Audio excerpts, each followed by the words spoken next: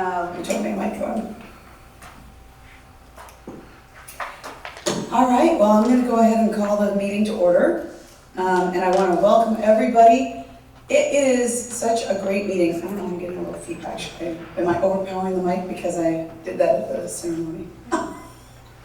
Everybody's like, you have a lot of energy compared to everybody else. I'm like, I think that's a euphemism for you were a little loud. All right, so anyway, thank you everybody for coming today. And for those alternates that are filling in, thank you so much for being here as well. And thanks to everybody for a phenomenal groundbreaking. I have to say that before we get started, I just have to thank this staff and Bob, Stephen, and everybody who contributed to making Tuesday, or rather Wednesday, a success. That was just incredible, and what a glorious day that was. So thank you so much for everything you did to make that so special. Those shovels, everything. Thank you, because it's a little... Okay, I'm good with that. At least it's not my laryngitis that's the problem. Thank you. I'll tell you, the shovels, I mean, just every detail. You guys had it all down. The paint colors on the shovels, the little, plaques. It was just, everything had detail that was so special, and I really appreciate it, and I know everybody else did too, so thank you so much. It's great. All right, with that, let's call the roll. Yes, so, now you've got it. No, it's me too. Not it. We'll just, okay, so, a little bit of technical details here, but we'll work through them. So let me step back here as I call the roll today. Let's begin from Chesapeake, our chair, Susan Patel. Here. And from Norfolk, representing, sitting in for Andrew McClown, Catherine Watson. Here. From the city of Portsmouth, Daniel Jones. Here. From the city of Suffolk, Al Moore. Here. From the city of Virginia Beach, sitting in for Rosemary Wilson, Peter Wallace. Here. Some other alternates from the city of Chesapeake, Scott Fairholm. Here. And from the city of Suffolk, Regina Chandler. Here. Madam Chair, you have a quorum. You have, with alternates, you have 5 voting members in attendance representing all 5 cities. Wonderful, thank you so much. We'll go on to the approval of the agenda, so I'll need a motion to approve today's agenda. So moved. Thank you, Mr. Moore. Do I have a second? Second.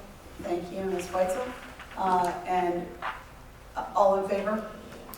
Aye. We got to start doing votes based on, what's the term, No roll call. Yeah, no, not that, but by what?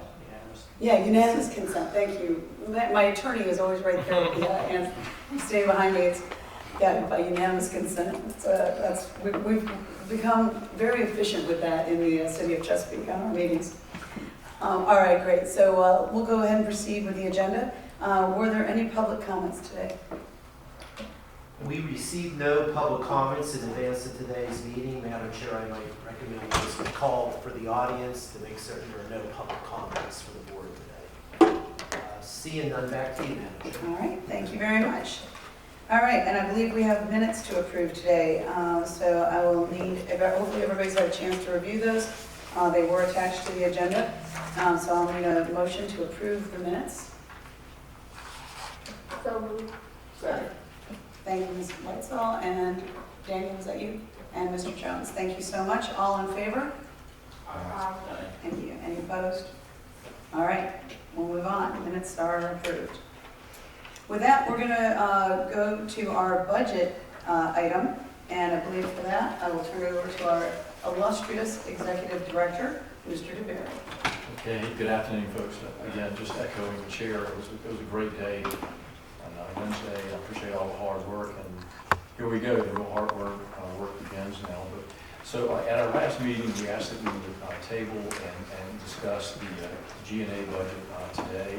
And so what I'd like to do is just take a minute and go through that, but I also want to take a step back and look at the overall budget from a more of a macro level now that we have awarded a contract.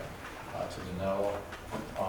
The budget is fairly close to where we were last year, with a slight bump up in legal counsel support because of the nature of P3 and how that might play out. We added some resources for our municipal financial advisor, who will help us as we begin to negotiate the maintenance and marketing of the fiber ring, and we added dollars for our annual audit. So $348,500 is the proposed GNA budget for the next year. Let me give you just a little bit of backdrop, though, a little bit bigger picture. So in the participation agreement, we now have $25 million.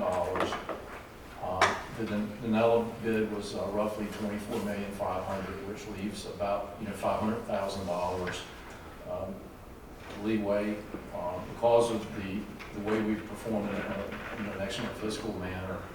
Projecting that we're going to carry over about $380,000 from this year, which, if you remember, that was really the delta between what we budgeted for the initial design and the fact that CTC came in at a really good price. And so where we stand, of course, we'll know more as we begin to negotiate with GTS, but where we are now, I'm within about $20,000 of being able to fully cover the construction and the CTC contract for oversight and completion of design. So my recommendation is we kind of wait a couple of months as we go through this process. Of course, the CTC oversight and construction, CTC particularly, will carry over into past calendar year 23 because of the 18-month construction timeline. So I believe we're in pretty good shape now. I don't think it's worthwhile right now to get you to pencil in on an exact amount until we figure out where we are in terms of maintenance. But GNA for the coming year and the carryover, I think, puts us in a really good shape. Okay. Any questions on that? Daniel, I thought you would be having a question on that. It's all good. All right. Okay. Steve, was there anything else? Sure. So the next item is construction project management update. Obviously, we've now awarded a construction contract to Danella. Stephen, I apologize, Stephen. Madam Chair, we need to take action. Yeah, I was going to say, I think before we get to that one, I thank apologize you. for the interruption. Any discussion on the budget item before we just move on to that one item? Okay, so I'll need a motion to approve the budget, the FY23 GNA budget. Motion to approve. Motion approved by Mr. Jones and seconded by Mr. Wallace. Snuck in on it. I know. I was like, everybody wants to get in on this. All in favor? Say aye. Any opposed? All right, and we are good to go with item number 6, and the budget is now approved. All right, now on number 7, thanks, Steve. Awesome. Okay, so in accordance with SMA Resolution 2021-02, we awarded a construction contract to Danella. We've met as staff with CTC on multiple occasions and with Danella twice to begin looking at building a project management update plan. I'm going to turn it over to Mr. DeHaven at this point in time. CTC will be performing that work for us. Thanks. Thank you, Stephen. So that's exciting. We're at that's a big milestone. We have a construction contract in place now, and as well as a contract with CTC, my firm, to complete engineering as well. So we're really, it's not just a groundbreaking, we're really moving forward when we've got the end in sight. So I think it's not, it's important to recognize that. And Matt, really quickly before you continue, I just want to recognize that we didn't get a chance to say this at the, for you to hear it at the groundbreaking, although hopefully you can, you can listen to the playback, but we want to thank you for all of your help too. We are very acutely aware that without you and your firm, we would not be where we are today. So thank you so much for that. We certainly appreciate it. It's definitely an honor to be a part of this project. Okay, so we have hit the ground running from an engineering perspective, just sort of a reality check on where we actually are right now. We don't have completed designs. As we know, we moved into the construction procurement phase so that we could keep multiple parallel tracks moving at the same time. So we are now in a situation with where we have the construction contract in hand, but completed designs aren't done. So we are working, which is not a problem, by the way. I think the approach we took That was deliberate, right? is deliberate and allows us to get where we're at. I just want to remind everyone that we're sort of at a stage where we do have to complete the detailed designs, taking from the 50-60% level to completion, which involves a significant amount of field survey work. We only looked physically on the ground at about 10% of the routes when we were out there the first time. And so we're canvassing the routes at this point, putting boots on the ground on every linear foot of it, and turning those into detailed construction plans that have been field validated with all of the components that go along with that are required, including updated specifications, fiber splicing, schematics, and so on. And also, of course, permitting is a significant piece of this. We have to have the right authority approvals to move forward from the applicable authorities, which includes generating permitting application submittal packages for both the municipal right-of-way owners as well as VDOT for the most part. I think that is pretty much the extent of it, actually, in the footprint that we have today. There is, of course, an environmental review component of this, and you don't ever really know exactly what environmental permitting is needed until you get pretty far along in consultation with the Department of Environmental Quality and concurrently with the Army Corps of Engineers, and they tend to be the conduit to other permitting agencies along those lines as well. But we're going to lead the charge on that effort as well. In fact, we're already moving forward on all of these. So how are we initiating? It looks sort of like a battle plan, right? Intentionally so. We're tackling this initially by getting on top of long lead time permitting efforts immediately, because some of these have 6-month time frames if we're lucky, and maybe a bit more in other cases. So it's important to understand what those time frames look like and get the processes rolling. So that things like railroad crossings, some waterway crossings in some cases might be problematic in that regard, and just going through the careful and due diligence required on the environmental side. We may, by the way, not need a lot of environmental permitting, if any, but that is something that conclusion has to be reached with concurrence from the authorities that, in fact, they recognize and approve our approach to impact avoidance, and we're able to mitigate the level of impact that's out there. Yeah, can I ask a question? So with that, are we also at this point looking at like our co-build with Chesapeake and any other areas where we're going to be leveraging it? Is there a way that we can make sure that does each group have to permit? In other words, Scott, do we have to pull ours, or can we, for the portion that we're doing together, can we leverage each other's? I just want to, are we thinking about that ahead of time? Environmental permitting, we're looking at program-wide, project-wide. Okay. That is a total project assessment. Individual permits are municipality specific, right? Each right-of-way owner is going to have their own requirements associated with that. I don't know if that answers your question, but I mean there are some, the VDOT component of it, of course, there's synergies there, because we'll have single group that will be timed to. And Scott's group has met with CTC, particularly the co-build part, and we're looking at that. So, Guy, did you want to comment? Yeah, I was just saying, we've, on our side, we've begun some of that permitting. We haven't, and we've been actually working about 6 months on those to get us moving in the right direction. But we haven't made a decision yet. We need to have a discussion about who builds on which side. But we're sharing the designs, we're sharing where we're at, and we're just going to need to make a final decision on that. And, okay, thank you for that. And at this point, is Chesapeake the only co-build that we're doing with part of Chesapeake's build, or any other cities that we are aware of can be? So then we are looking at, I mean, there is one other possibility, I think. In Norfolk? We're looking at the bridge on the I mean, the bridge is built. as far as that's concerned. Maybe on kind of you need existing access. to Right. So I guess that's just a Chesapeake issue now. Sorry, didn't mean to. Actually, it's a good question, because I think that's where, as CIOs in this room, we have to get together now and start looking at the various tie-ins and what's the expectation. That's kind of the next big step. So if you haven't yet talked to us, you will be talking very soon with myself or one of the engineers on my team relative to tie-ins. We've been making those discussions specific. Some of those decisions have already been made, or at least on a preliminary basis, we've identified where in the 50 to 60% design where those tie-ins would happen. But site surveys need to occur for each one of those sites at this point, so that the lateral connection and the inside plant pathway can be designed.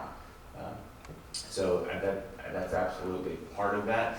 That's outside, really, that's within scope, that's anticipated at this point. There aren't any joint builds like the Chesapeake situation that I'm aware of. If there are, it's not too late to take some of those into account, actually. It's going to get that way very soon, because we're not, unless we're told to slow down, we're not slowing down. No. So. But Time is and at some yes. point, what gets permitted is what gets permitted, right? And so going back and looking at opportunities once you get permitted designs can be done, but it would be a delay at that stage. So. Madam Chair, can I mention something regarding this same permitting?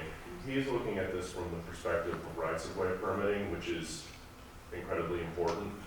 There is a sort of a key that needs to go into the hole in order for him to really get legally into that process, which is that I need to have franchises or master lease agreements. I don't care what they're called. They call them a split Sunday, but I need to have those in process. And I know I've worked with Richard Hartwick in your city attorney's office, and I think yours is pretty good to go to council. I've gotten an okay from Kay Wilson. I talked with Mr. Moore, Kay Wilson being a deputy city attorney in Virginia Beach. And I know I've spoken with Mr. Moore about his, but those agreements need to start going through council, otherwise he can't actually pull the permit. He can get all the way up to somebody signing off that he can start digging, but he can't actually start digging until that document exists. So please, if it hasn't started moving forward, please get with me to move it forward. Okay, thank you. I'm not actually doing the digging. Yeah. Nobody's gonna put a shovel in until. Yes, sir. So, Mike, I think we're pretty well done. So if you have a couple minutes after me, I'll talk to you about Perfect. time. I'm hearing very positive reports. Okay, well, I told him he could write anything he wanted and I would sign off it was legal, so that's I hope good. so.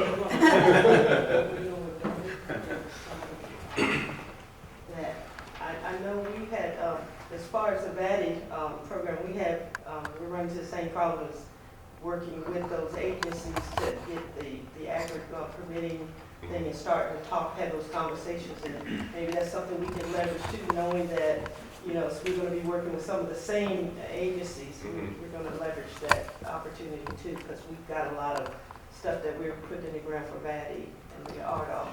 Yeah, hopefully it's pretty similar. If the documents that I have is one that I think it's based off of a form that Carla's, it is based off of a form that Carla Carter sent to me. This Mac doesn't actually work, so. Why don't you use try the side, that was what I had to do, I had to push the side button, there's a little button on the side, and evidently it powered off at some point, so Oh, okay. that might, little trick that he just taught me, so. Mine wasn't working either. It's helpful if you can find the on button. That's why we have engineers. Exactly. Lawyers can't find the on button. Yeah. Okay. All right, Regina, do you have anything else on that? No. Okay. Good. All right, any other questions on any of that? Mike, thanks for, mentioning that, because, we do not, you're going to hear the same mantra. Time is of the essence. Just because we've got shovels in the ground now doesn't mean we get to slow down. We have 18 months to make this real and to actually get us, where we're now powering up. So, appreciate you just continuing to keep us going full steam ahead, because I can't get away from my Navy roots. Appreciate, Mike, you kind of making sure that we're kind of greasing the skids and making sure everything's ready to go for him. Alan? Yeah, real quickly, Matt, as you moved into some of the areas, or as a contractor moves in some of the areas where there's road work ongoing, we're going to have to probably do a lot hand-holding between contractors in that area. We have a road widening project that we're going right into. Yeah, I imagine that really needs to be part of the discussion around municipal permitting in each location when we get there. But that's a day-to-day challenge for sure. Any other questions on that? Excuse me, Matt. So one of the things we can keep or is under our control, I should say.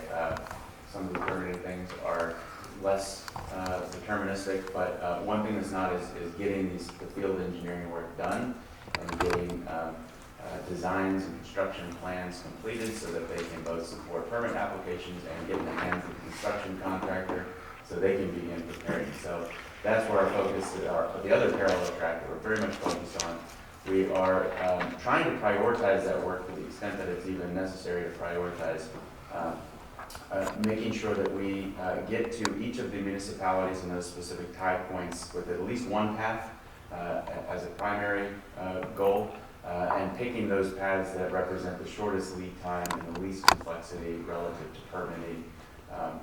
We want to keep the crews moving. We want to keep them operating without delays or having to pick up and move to other areas. So having large contiguous segments of conduit to build and doing so with the simplest path forward is how we're focusing our effort right now. Recognizing that ultimately where connectivity has to get back to for things like bringing commodity internet capacity into your cities are the commercial data centers and the fiber landing in Virginia Beach. So that's sort of where our starting point has been, and we're moving in both directions around the ring from there currently.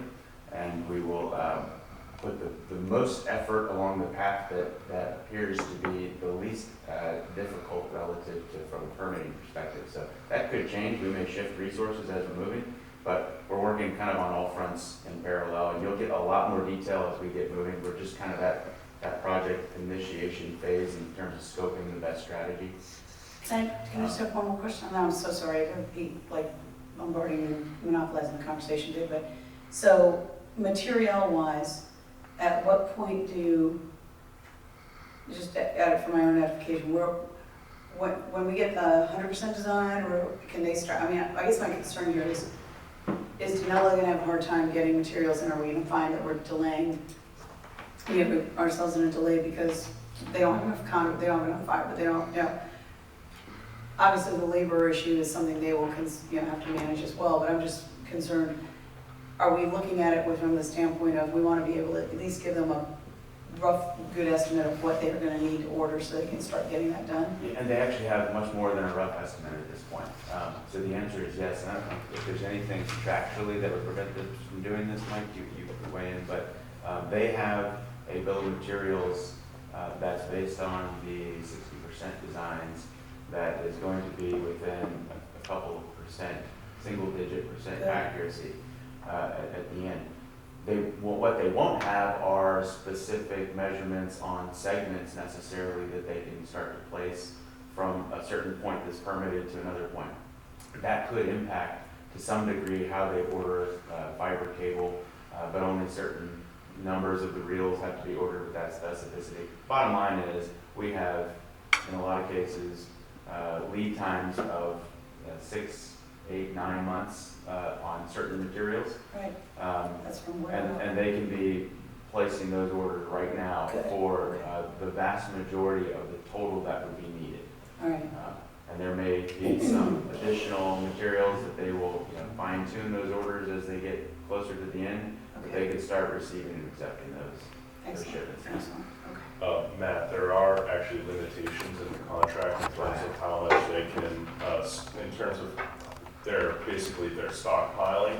However, they are limitations which are within the scope of the construction manager's waive. So you can waive those if you would like to. Waive. So that's all about you having a conversation in specific situations. Waive it. Yeah, and So actually, let me reiterate, and Janelle is gonna sit in on the meeting with the CTC, but they are moving forward. They know, they have a signed contract. I said, I'm paying for material. They ordered, the conduit is pretty quick. They talked, as Matt said, it could be 6 to 8 months for the fiber, but we're aligning that, but they know we're good for the money, so they're going forward. But we'll, maybe, Mike, that'll be an issue we could talk about Tuesday with them with the stockpile stuff. But and I don't anticipate actually a need to stockpile very much. It's really, this is a just-in-time kind of delivery process in a lot of ways. And in order to have materials just in time means orders now, right? Yeah, I guess that's my I concern. think though, that's is- to your point, right? Yeah, It's- we know that this, that materials are gonna be coming short and that we don't wanna lose our advantage of the fact that we've been so amazing in doing this, planning this 3 years out, 4 years out, and now to get stuck at the, 1 yard line because we lack materials is just what I wanna try to avoid. So it sounds like we're all on track with that, which is good. Thank you. So just, oh, sorry. Now, real quickly, so you don't anticipate them needing different laydown areas that they might have to work with the municipalities with? They haven't asked us for that, but I anticipate they are going, they have a local presence. So based on that, it really hasn't come up as an urgent need. But they're going regional here, so Yeah. I think they would need a few. You would think, If that is something we can present to them as something that, East Suffolk will be able to offer, we can certainly have those discussions with them if you're open to that.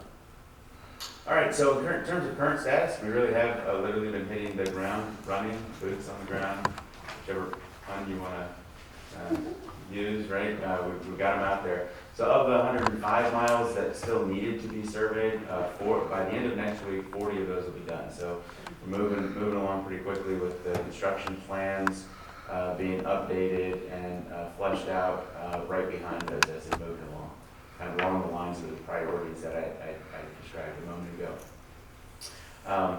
Some upcoming highlights, things to look forward to, the discussions with each of the stakeholders, both around permitting and those requirements for the application submittals, which we're starting those discussions next week. A couple of them are already on the books, but also in relation to the specific tie points and doing the site surveys for the facilities where we're going to be bringing the fiber into.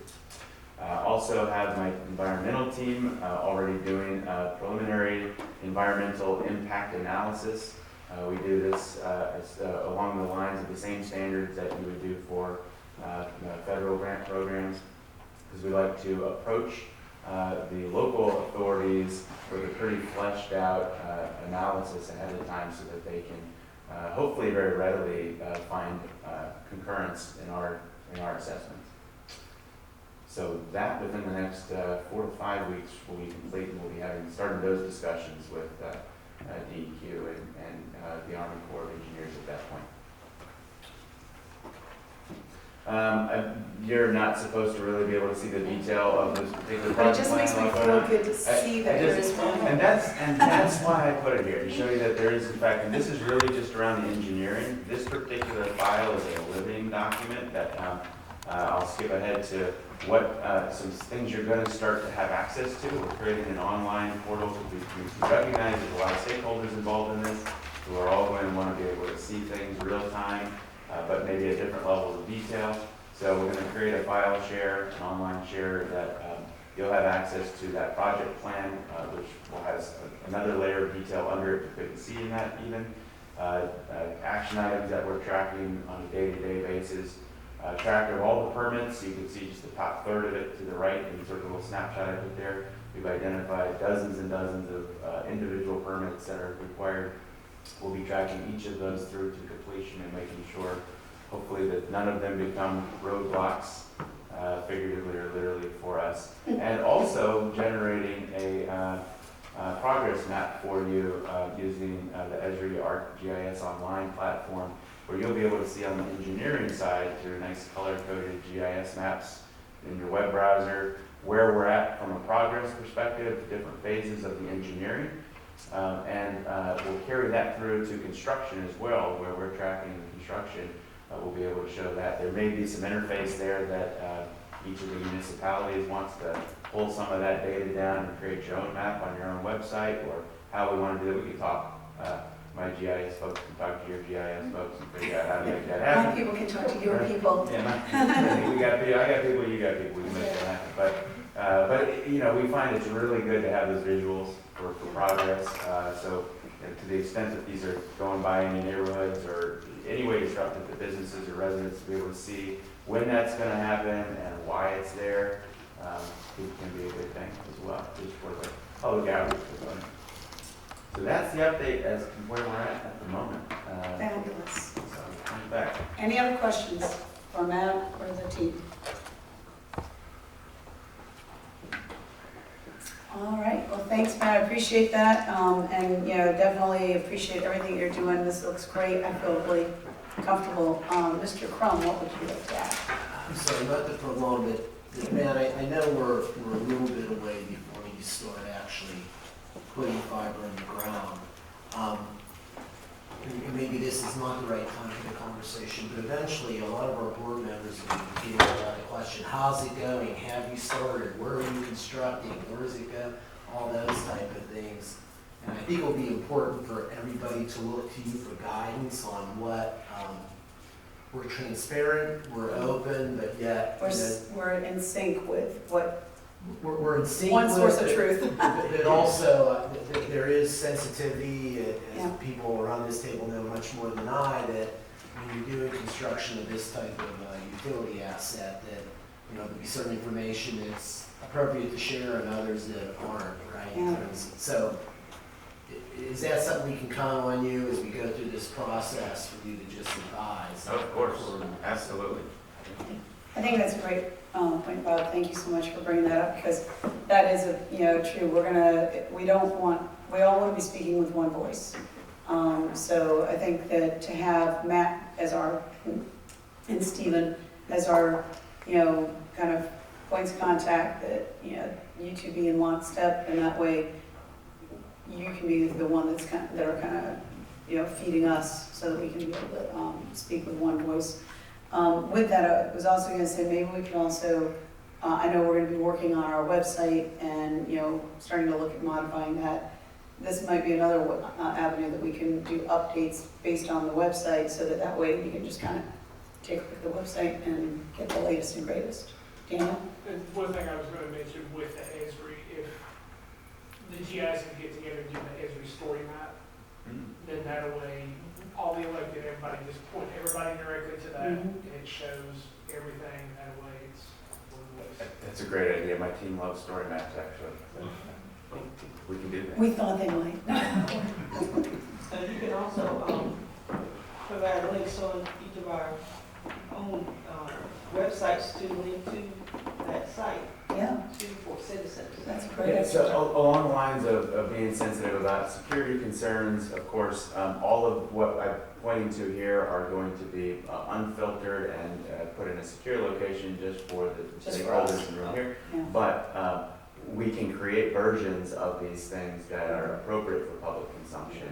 It's easier to go with less detail, right? We can create those and package them in a way that either you can link to things or you simply take them manually and put them on your own sites. However it works best. And I imagine there's probably going to be a couple different scenarios among the 5 cities involved, how you exactly want to do that. Ideally, to prevent things getting out of sync, from you to the authority's website, links from us to the authority's website, only updates in one spot, not trying to remember who's copied things over and everything else. That's right. Yeah. We have, of course, with VATI, with hardware, all that, something, we've got our own on our website of everything broadband right now, and give council quarterly updates. So I see this, our status being incorporated into those updates, and also if we can get that safe link done, that would help us. Yeah. Yeah, we definitely want to be transparent, be able to share as much as we can, but also be protective of what, we're putting in the ground, kind of, there's We don't need all the junior engineers out there trying to second guess us. Yeah, exactly. Yeah. Cool. Thanks for that. Appreciate it, Catherine. Anything else? Matt, anything else? All right, well then, we'll move into, Steve, are you ready for closed session? Okay. All right, well with that, Mr. Attorney, or who's going to provide the language for this? All right, Mike. I think, Madam Chair, that Mr. DeBerry beat me in the arm wrestling match over who had to do this. I believe, Madam Chair, that you're looking for a motion to convene a closed session pursuant to subsection 828 of section 2.23711 of the Code of Virginia 1950 as amended for the purpose of discussion or consideration of information subject to the exclusion in subdivision 11 of section 2.2-3705.6 by a responsible public entity. Pursuant to subsection 833 of section 2.23711 for the purpose of discussion or consideration by a local authority created in accordance with the Virginia Wireless Services Authorities Act, section 15.2-5431.1 et sec of the Code of Virginia, of confidential proprietary information and trade secrets subject to the exclusion in subdivision 19 of section 2.2-3705.6. Pursuant to subsection 829 of section 2.2-3711 for the purpose of discussion of the award or scoping of a public contract involving the expenditure of public funds and discussion of the terms or scope of such contract where discussion in open session would adversely affect the bargaining position or negotiating strategy of the public body. And pursuant to subsection A6 of section 2.2-3711 for the purpose of discussion or consideration of the investment of public funds where competition or bargaining is involved, where, if made public initially, the financial interest of the governmental unit would be adversely affected. And all of these are relating to negotiations regarding our potential public-private partnership with GTS Technology. All right, thank you. Do I have a motion? Madam Chair, I'm sorry, there's one more thing that I needed to add because Mr. Crum would be unhappy with me if I forgot it. Yes, I believe please. that you also wanted to make sure that the Executive Director, Mr. DeHaven, myself, Mr. Crum, Ms. Swearinga, Mr. Hutchings, and Mr. Stroman were all necessary for the full consideration of these matters. Yes, thank you. And see, Mr. Crum normally has to do that add-on, so Mike, you are like totally, you're hitting on all cylinders today, so that's great. So moved. All right, thank you, Ms. Wetzel, and thank you, Mr. Moore. All in favor, say aye. Any opposed? All right, we are now in closed session.